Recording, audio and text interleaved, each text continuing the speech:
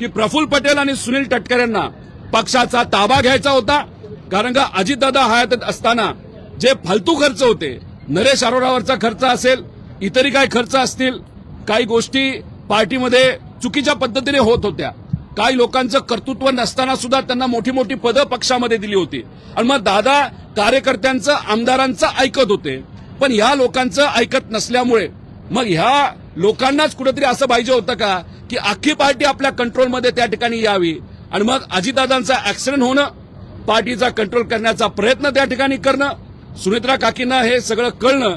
आता सुनेत्रा काकींना मला एवढंच त्या ठिकाणी सांगायचं की राजकारण लय वंगाळ झालेलं आहे. अवतीभोवती जी कोणी लोक आहेत त्यांच्याबद्दलची काळजी आपल्याला घ्यावी लागेल. कार्यकर्ता, पदाधिकारी, आमदार हे आपल्या सर्वांसाठी महत्वाचं आहे.